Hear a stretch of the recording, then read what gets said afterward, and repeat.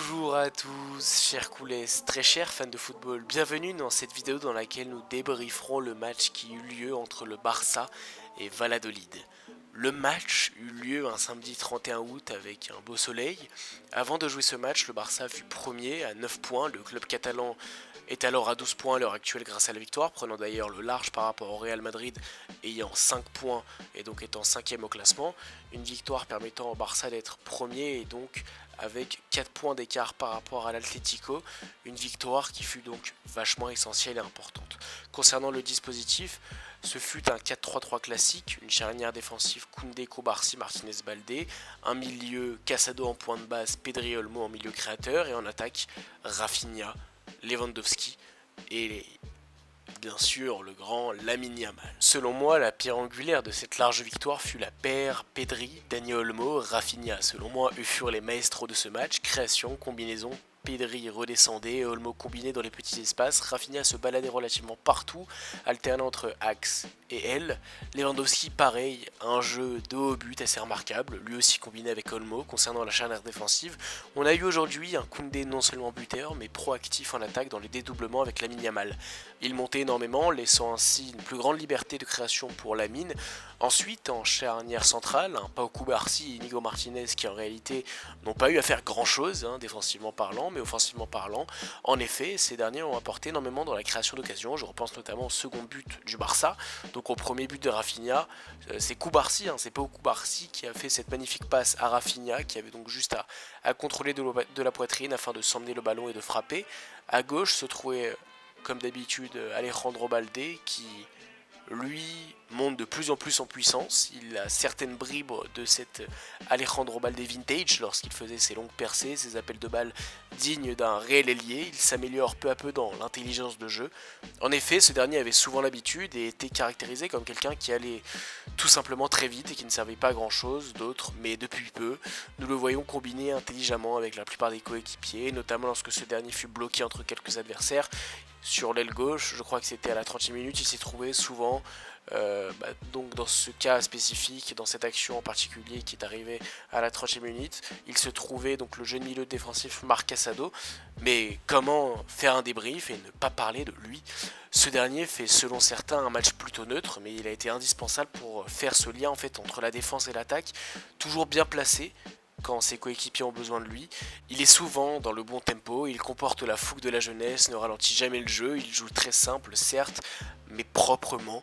Une grande prestation du jeune international espagnol de 20 ans, remplaçant ainsi numériquement, on le rappelle, Marc Bernal s'étant fait les ligaments croisés le match dernier face à Vallecano.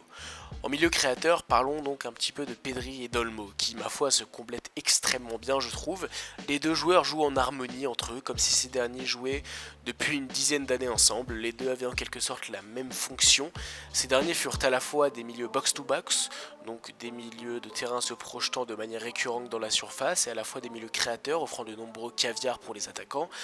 En parlant d'attaquant, parlons de Lamine Yamal. Dû au travail de dédoublement sans relâche de Jules Koundé, il pouvait donc se permettre de sortir de ce registre comportant ainsi uniquement du dribble et de la provocation.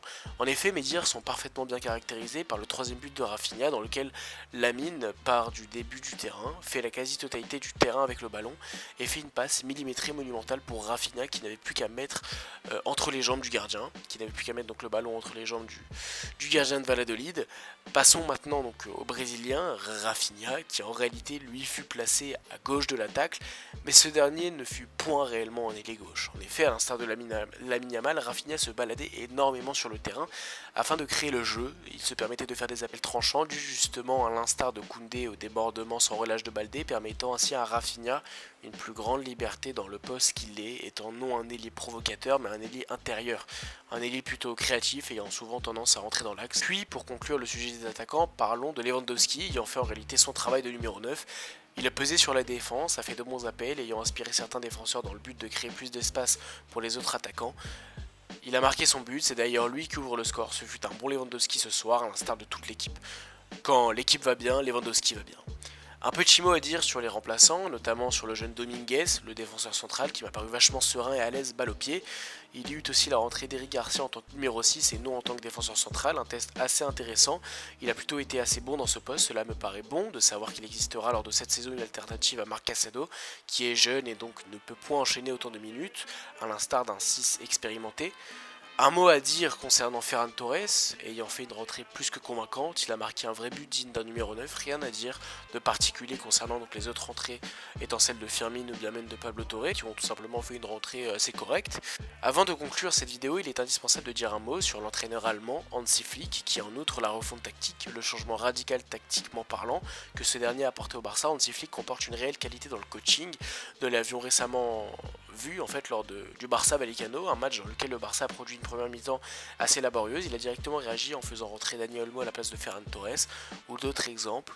Et il y a aussi une autre qualité que Hansi Flick a visiblement ramené au Barça, c'est même lorsque le Barça domine, c'est que les Catalans aient vraiment cette mentalité de tuer le match, de tuer, crucifier l'adversaire, lui faire ressentir en fait la douleur de jouer contre le Barça, donc notamment en faisant cette avalanche de buts et d'attaques. Je crois qu'il y avait plus de 27 attaques faites par le Barça à la 75e minute de jeu. Cela me paraît relativement conséquent par rapport à ce qu'on subissait avec Xavi durant 2 saisons.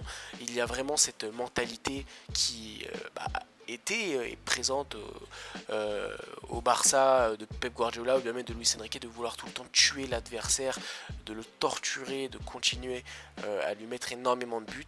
Et c'est cette mentalité qu'on retrouve petit à petit chez le Barça, cette mentalité qui caractérisait autant le Barça, si bien le Barça, c'est-à-dire de mettre des 6, des 7, des 5 buts à l'adversaire. Et en effet, au Barça, on ne se contente pas de 1 ou 2 buts seulement. A vrai dire, ce début de saison est presque parfait, c'est presque un sans faute, en espérant que cette forme ne soit pas uniquement passagère, mais qu'elle reste constante durant tout le long de la saison. Sur ce, chers coulées, chers auditeurs, chères auditrices, n'hésitez pas à liker la vidéo, la commenter, la partager ou bien même vous abonner à ma chaîne YouTube si mon contenu vous plaît. Je vous dis à très bientôt pour une nouvelle vidéo.